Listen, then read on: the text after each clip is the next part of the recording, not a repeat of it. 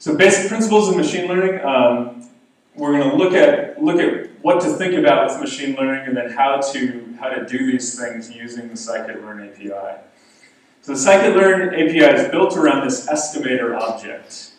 And if you've used Python, you know that Python is object-oriented, which means basically you encapsulate data and functionality all into these little code objects that you can use. And scikit-learn is based upon that. So every algorithm, every machine learning algorithm has some class that it's associated with. So if you want to do a linear regression, you get the linear regression class. If you want to do a support vector machine, you find the support vector machine class. And then once you have that class, you can start. Once you have the class and you have the data, you can start doing things. So this is a linear regression. This is the scikit-learn method of what I talked about for several hours on Monday, which is fitting a line to data. It's a little more general than that, but basically linear regression. The first thing you do is that you instantiate this class, and one of the key pieces of scikit-learn is separating the models from the data. So the models are these things that live all by themselves, and you can kind of point them at data, but the models themselves are objects, even if the data isn't plugged into them. So you instantiate the model without giving it any data. And when you instantiate the model, you tell it what sort of model you want. And these are known as model parameters or hyperparameters. So right here we're instantiating the model, and we say, this is a linear model where the data is going to be normalized before I fit the line to it. Right? So you instantiate that model, now you have this model object, and this model object has all sorts of attributes. And in this case, the model.normalize is true. That's because we told it to be true, right? So we can print the model, and we can see all the different attributes that are in the model. And some of them matter for the results, and some of them don't. Copy X means that whatever the input is, it's going to copy it before it modifies it, so it doesn't modify the input data. Fit intercept, that just tells us that if we're fitting a line to data, that we're going to allow the y-intercept to float. And normalize tells us we're normalizing the data first. So again, I want to emphasize that the models are separate from the data. So this is a model that's out there, and you could take this model and fit it on any variety of data that you plug in. So now let's think about what we want to do with some data. And just to make it easier, we're going to do y equals, what did I say here, 2x plus 1. So this is some points along the line. We have our x versus our y, and we want to fit this model to the data. Now this is let me just print these. If we print x and we print y, you'll see that they're both one-dimensional arrays. So we actually need to remember this: the x array has to be two-dimensional, and the y array is one-dimensional. So in this case, instead of just an x array that's one-dimensional, we'll add a new axis to it like this. That's the way to do it, and we'll turn it into this 10x1 array, and that'll let us stick it into the estimator. This might seem a little bit excessive, but in most cases you'll have many more than one feature in your models, so it's just these simple special cases that this usually applies. So now we have our two-dimensional x array, number of samples by number of features. We have our y array of labels, which is just the number of samples. And we do model.fit. So this is when we take our model object and we say, given all those parameters, let's fit our model to data. And that will adjust some sort of parameters in the inside of the model. It'll tune the model and make that model fit the data.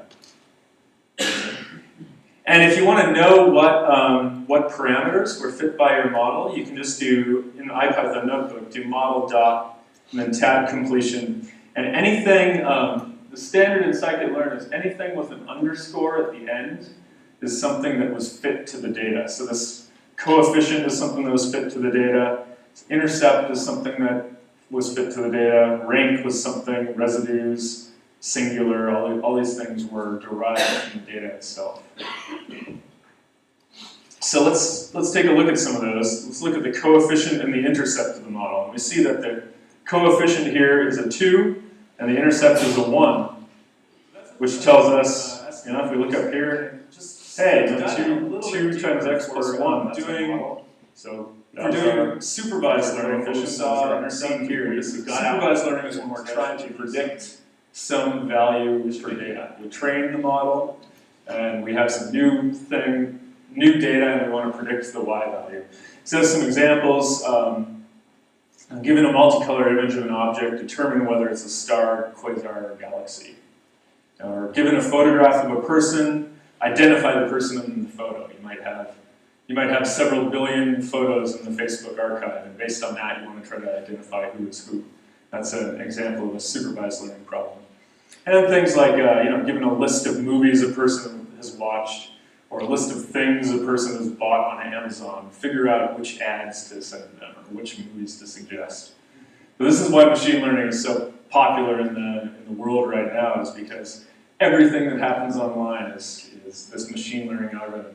You type the first 4 letters of your name into Google, and if it auto-completes it, that means Google has learned a model of the world that includes you, which is kind of fun.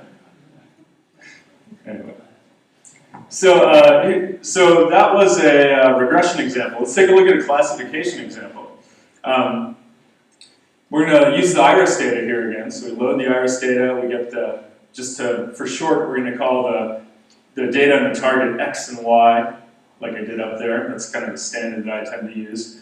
Now we're going to create the model. This time we're going to use a k-neighbors classifier. So this is a classifier that says, go into my parameter space, compute the distance from this unknown point to all the other points, and give me the label of the one that's closest by. That seems reasonable, right? You figure out which has the nearest sepal length, nearest petal length, etc. So we're going to fit the model to this data right here. We're going to fit it to X and Y. And then this is something I didn't show you before, but what you can do with most models, that you can call predict.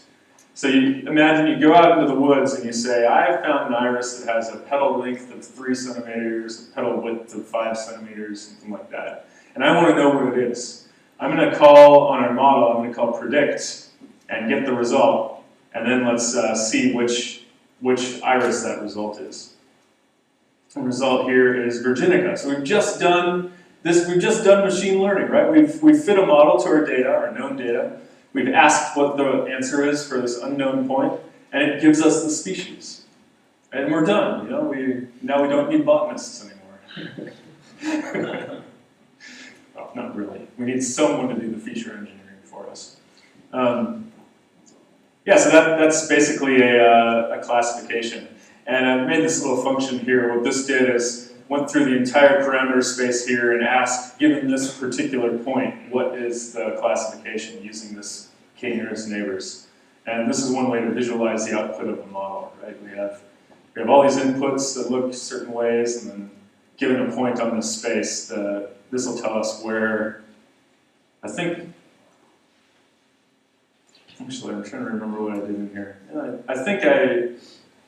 So this will tell us basically what the nearest neighbor is, I think.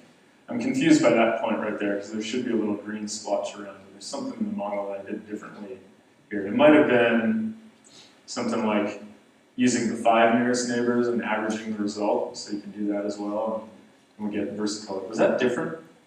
If I use the 1 nearest neighbor, yeah, so if I use 1 nearest neighbor, I get Virginica, but if I use 5 nearest neighbors, I get versicolor. So this tells you that these things matter, right? These hyperparameters that you put in can change the results. So you need to make sure that you're choosing a suitable model, and that's one of the things we'll talk about tomorrow. Yeah? You instead of just putting this new data, which is going into the model, and instead of giving it a classification, you give it could you give a probability? Yeah, you could. And some estimators have the probability of prediction. I think this is one that has it. Let's see. Let's do iris.predict. Oh no, I'm doing knn.predict, right? Yeah, so there's this predict proba method. So that's predict probability, and let's look at this one. So given this model, it says the probability is 0% that it's the first species, 80% that it's the second, and 20% that it's the third. So this will work, some estimators have this, just depending on what's going on internally. Some can handle probabilistic prediction and some can't. So, other questions about that? Yeah? Sorry. It seems like it's distributing probability among the three of them, like as one distribute. Could it be possible to get a high percent probability for one of them and all for the others? But you know what I mean? Oh, so the question is, could you get... It looks like now it's forcing to have a number on each of these. So you're asking if you could get 100% 0 and 0? Or even 80% 0, 0. So in this case, this is actually a probability. So you're asking if the model can tell you if there are features that, or if there are labels that we don't know exist. Because then it's telling you like it has to have another kind of. So that's a good question. So so in this case, no. In the regular classification, it'll only tell you probabilities or labels from among the labels that you've asked for. But what you're asking for there is what you're saying is I have this data and I want to know if it's weird, right? Compared, and that's something that's called an anomaly detection problem, and that's an example of an unsupervised problem. So there are methods in scikit-learn where you can ask whether your data is anomalous given a training set. Anyway, so we can do the same thing with regression. Actually, let me look at what we're doing here. We're creating an X array. We're creating a Y array. We're going to use this random forest regressor. So this is starting to look familiar.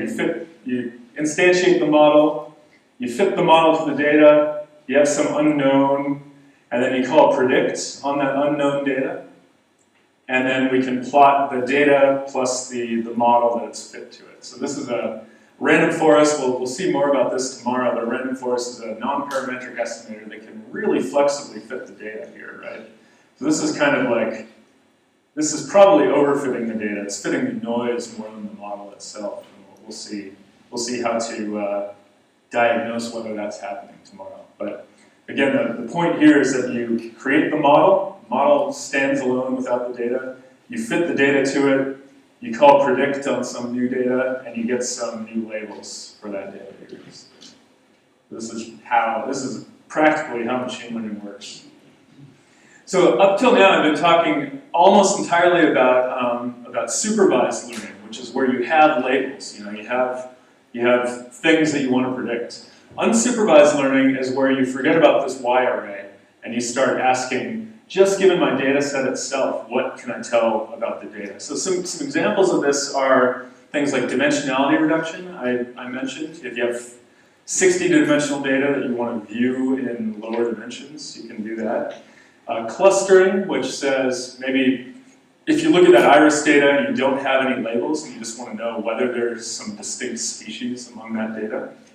And then things like density estimation, and this can help with the anomaly detection that we were seeing earlier. So just as an example of dimensionality reduction, there's this algorithm called principal component analysis, which you might have heard of. And I'm going to go into this in more detail tomorrow because it's a really important way of doing data mining and data exploration. But essentially the way you do it, without understanding yet what's going on, the way you do this in scikit-learn is just like what we've seen before. You instantiate the model. We're going to say we want 2 components. That's our model parameter, our hyperparameter. We fit the model to data. And notice the distinction here. Instead of passing a Y to the data, we're just passing the data itself, right? Unsupervised learning doesn't know anything about the labels. It just knows about the data. And then in this case, instead of predicting, we're going to transform our data into some reduced dimensionality data set. And then all this right here is just plotting the result. So here's our reduced dimensionality, right? We've taken our 150 by 4 matrix, and we've reduced it to a 150 by 2 matrix using some sort of model. In this case, we're maximizing the covariance in these two coordinates, essentially. And this is our projected data. So remember, our model knew nothing about the Y values. So as far as the PCA was concerned, what we were looking at was something like this. And then once we have that projection, just for the sake of visualization, we're going to add back in these y values just to see how it's related to the species. And the cool thing here is that given just the data itself, our PCA learned a projection that's actually, it actually has some information, some pretty good information about the species, right? So this tells us that something fundamental in the data is related to those species labels, which tells you that the botanists that decided on these species labels actually probably knew something, right? Actually knew what was going on. Anyway, so that's a dimensionality reduction one. Clustering is one where if we look at this data, we might ask, you know, if not knowing any of these species labels, could we find clusters in the data? And again, this will look familiar. We instantiate, we import the k-means class. We're going to use a k-means cluster here. We instantiate the models. We're going to tell it that we want 3 clusters. We're going to fit it to the data. And in this case, again, we don't have a y here, right? We're not telling it any information about the labels. We're just giving it the data. And then given that data, we're going to predict what the labels might be, given no training data at all, essentially. We're given no labels, we want to predict what they are. And this is what we get out. So, you know, just comparison, these are the real cluster labels right here. And the unsupervised cluster labels right there. So it actually pulls out this as being a cluster by itself. So it identified this species without knowing anything about it. And then this other one kind of divided it in half because there's not much information there. So that's an example of unsupervised learning. All right, so just as a quick recap, in the estimator interface, what you have in all estimators, you have this fit parameter that takes either fit xy for supervised, or it just takes fit x for unsupervised. In supervised estimators, you have this predict method, you have predict probability method, things like the score function, this asks how well the model is fit. And then in unsupervised estimators, you also have things like transform, to transform the data to a new representation, or things like fit transform, which actually fits and transforms the same input data at the same time. But the point to take home is that models are these things that you instantiate, they're class instances. You give them data by calling the fit method, and then you do something with the result to kind of figure out what's going on with the model, whether it's a prediction or a transformation. Yeah? How are different units treated by the unsupervised methods? Different units. So the question is, how are different data units? I mean, if you have one feature that ranges from 0 to 1 million and another one that ranges from 0 to 1. I mean physical units. A physical unit. Yes, for instance, if you apply a PCA algorithm, which eventually would result in the linear combination of the original quantity. Is quantity all needed to have the same physical units, or the algorithm is clever enough to find the proper reorganizations? So the scikit-learn knows nothing about units. The numbers you put in are just raw numbers. So sometimes some algorithms are basically scale invariant, so it won't matter what units you're in. Other algorithms actually depends on the scale will change the results. So this is one of those things. There are ways to pre-process the data automatically to take out those effects. But again, you need to understand which algorithm you're using and what characteristics it has, because it'll treat it differently. Yeah? In the k-means example, you plot the extra juice with extra juice, but extra juice was produced using PCA. Am I missing something? Yeah, that's a good point. So here I plotted the X reduced, and that's mainly because I don't have a 4-dimensional plotting package. Right? So we're training on the X data, so we know k-means knows about the whole thing, but just to visualize the result, we're using reduced. So what extra juice is produced by PCA transform? What does that do? What PCA transform is doing is it's taking the data and reducing the dimensionality by doing a rotation in the parameter space. So we could have just as easily plotted the raw data, right? Something like this, and seen what k-means did. And to get an idea of what it looks like, we'd have to plot every pair of dimensions and all that. But instead, we already have this reduced dimensionality representation, so this just helps us kind of visualize the data set without having to plot all 4 dimensions. Okay, so the axis parameter, the axis units are not any kind of length or... Yeah, the axis units here are 0.362 times sepal length minus 0.082 times sepal width plus 0.857 times petal length, etc. Right? You can interpret the output that way because it's just a linear combination of the inputs that gives you that. The k-means is in the labels here.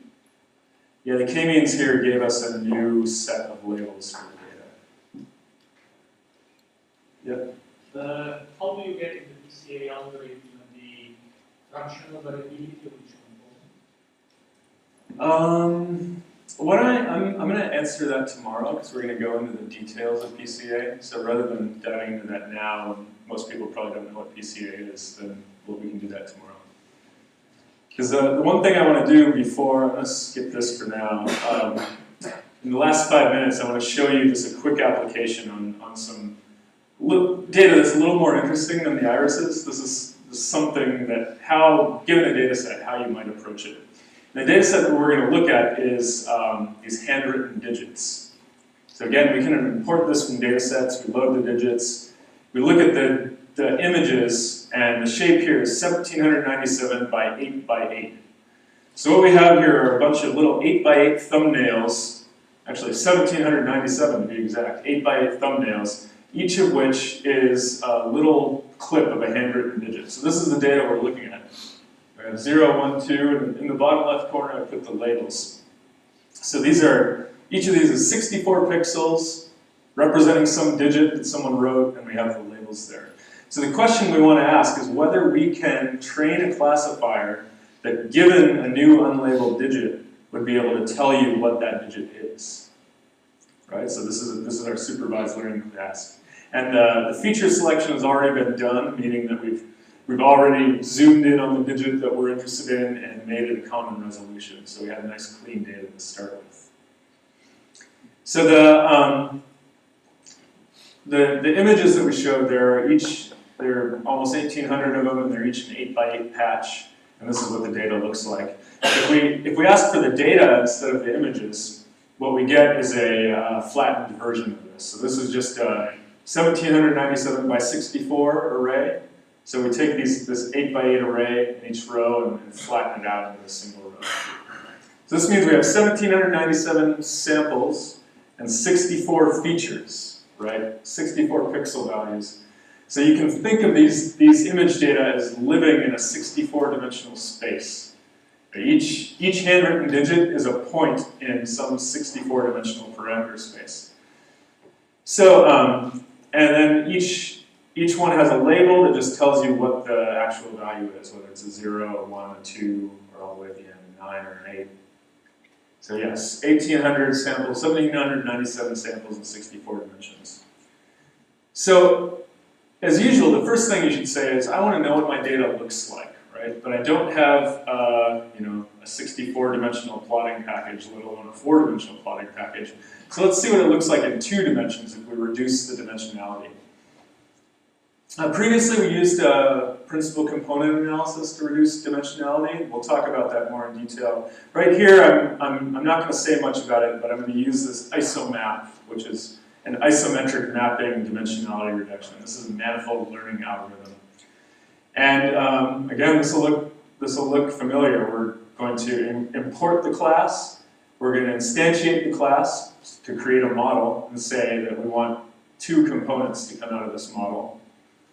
And then we're going to call this fit transform method, which takes our data, fits it, and then transforms it, and then gives us a projected output. And just to do data projected.shape, we see that now we have 1,797 points in 2 dimensions. So that's a little more reasonable to handle for plotting, right? So let's plot those and take a look at what they look like. So here is our projected data. You can see the color bar goes from 0 up to 9, and it's a little bit difficult to see, but that's all right. So this is our projected data, and this is a nice step because it actually gives you some insight into what your data looks like. So for example, we see that the black points, the zeros, are sitting out here all by themselves a little bit, right? And the way I interpret this is that out of all the digits, if you think about them, the zeros are the ones that are empty in the middle. Most other digits have some ink in the middle of the plot, but the zeros are empty in the middle. So it means that that they sort of are distinct in that way. It's probably that feature those middle pixels that are driving this separation. But there are some others that, if you write the digit in a weird way, it's sort of empty in the middle. And one of those might be the 6. So these yellow points are 6. And it makes sense, right? If you have a whole bunch of handwritten 6s, and some of them are a little sloppier than others, the 6s might start looking a little bit like zeros. And you end up with that right there. And doing this sort of thing, you can reason about the features you have in your data and what the relationship between the different labels are. And we can only do this because we did this unsupervised learning and projected it down. It would be very difficult to do this by plotting all the 64 dimensions against each other. Right? This gives us some insight into the data. But this is nice because this tells me that a suitable machine learning algorithm should be able to separate the zeros from the 5s, or the zeros from the 1s pretty easily. So this gives us insight into, machine learning might actually work here for this data set, so let's give it a shot. Yeah? Space in the middle of that. Space in the middle? No, this is one of the things with manifold learning. I mentioned this is isomap, which is a manifold learning thing. The output dimensions here are notoriously difficult to interpret. So it's hard to draw any conclusions aside from the relationship between the blobs. I know people who have tried, or I have no papers that have tried, and I'm not quite convinced by them. So let's do some classification. One thing about classification is if you give data to a model and then ask the model about the data it's already seen, that's cheating a little bit, right? Because it's already seen that particular data. The real test of a model is how it performs on data it hasn't seen yet. So what we're going to do is we're going to split our data into a training set and a test set. And there's this nice train test split utility that lets us do that. And what we end up is a training set of 1,350 and a test set of 450 results. And that'll let us just evaluate how well the model's doing on new data that it hasn't actually seen yet. And in this case, we're going to use the logistic regression. This sentence is not complete. We're going to use the logistic regression, and as we've seen before, we're going to instantiate the model. Here we're going to use an L2 penalty in our logistic regression. We're going to fit the training data and then get some predicted labels by calling the predict method on the new data. So we'll do that, pops out pretty quickly. And just to see how accurate we are, there's this nice accuracy score metric that takes the true values and the predicted values.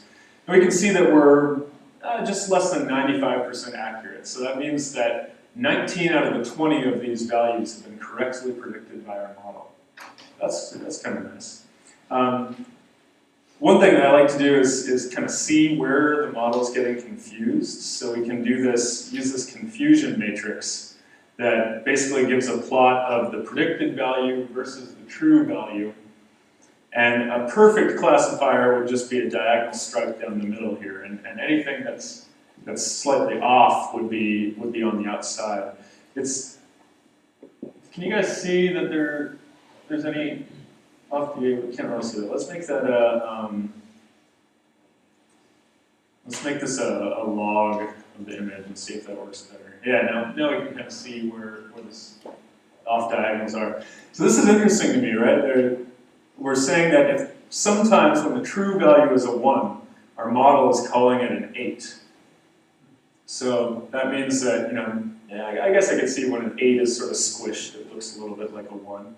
Or suppose sometimes when the true value is a 9, our model is calling it an 8. This sort of gives us an idea of where our model is messing up. And we can see this a little better if we actually plot the predictions. if we plot some of the data with the predictions and the mishaps. So here we see all the red ones are ones that were mislabeled. So this is probably a 4 that our model called an 8. This one right here is something, but our model called it an 8, and that was wrong. And this one was something. So you can see the ones that are, you can kind of see which ones are messing up, and you can get an idea of what the model might be doing wrong here. This is my favorite over here. That one, we called it a 1, which, you know, I would probably call that a 1. You know? You don't need a logistic regression to mess up on that one. So this gives you, oh, this is amazing. Like, this is a 1, and we got that correct. Look at that. So you can kind of see what's going on with the model here. But this just shows you how, in a couple commands, with a little bit of understanding of the utilities in scikit-learn, you can do something that's kind of cool, right? We're recognizing handwriting with 95% accuracy. And we haven't even done any model validation and more sophisticated things. I've done this before with a more sophisticated model and actually doing cross-validation, and you can get this up to something like 99.6% accuracy on these things. So we're out of time for right now. We have a coffee break, am I right? Yeah. So we have a coffee break, and afterwards I have a little exercise in the notebook that'll allow you to start actually applying some of these models on some real astronomical data to get practice, practice importing and instantiating and fitting and predicting with models. So that's it for right now. That's the basics of scikit-learn.